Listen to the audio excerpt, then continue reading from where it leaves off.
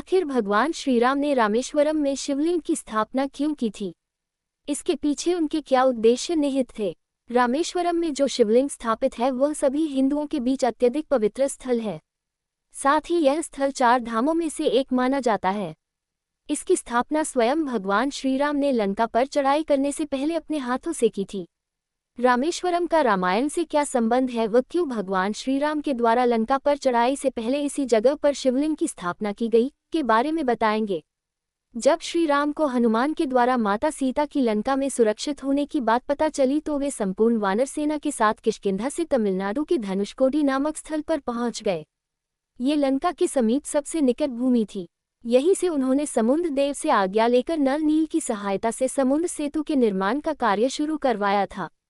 क्योंकि यह रावण के अंत की शुरुआत हो रही थी व यहीं से भगवान को लंका की चढ़ाई कर रावण का अंत करना था, इसलिए उन्होंने अपने आराध्य भगवान शिव की याद में यहाँ शिवलिंग स्थापित करने का सोचा।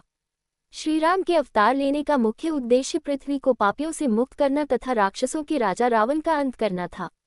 लंका पर चढ़ाई करने के पश्चात कुछ ही दिनों में रावण का अंत हो जाता, इसलिए श्रीराम ने उससे पहले अपने आराध्य भगवान शिव की स्तुति करने का निर्णय लिया। इसके लिए भगवान श्रीराम ने महाराज सुग्रीव को आदेश दिया था कि वे आसपास से सिद्धि प्राप्त सभी पंडितों व ऋषि मुनियों को बुलाएं व उनके द्वारा पूरे विधि विधान के साथ भगवान शिव की पूजा अर्चना की जाए। इसके बाद उन्होंने अपने हाथ से उस स्थल पर समुद्र की मिट्टी का शिवलिंग बनाया व उस पर जल, बेलपत्र इत्यादि अर्पित किए। समुद्र पर लंका तक राम सेतु का निर्माण करने में 5 दिन का समय लगा था।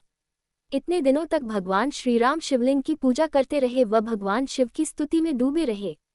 अंततः जब सेतु का निर्माण कार्य पूर्ण हो गया तब उन्होंने भगवान शिव से आशीर्वाद लेकर लंका के लिए चढ़ाई शुरू की व रावण रूपी पापी का अंत किया।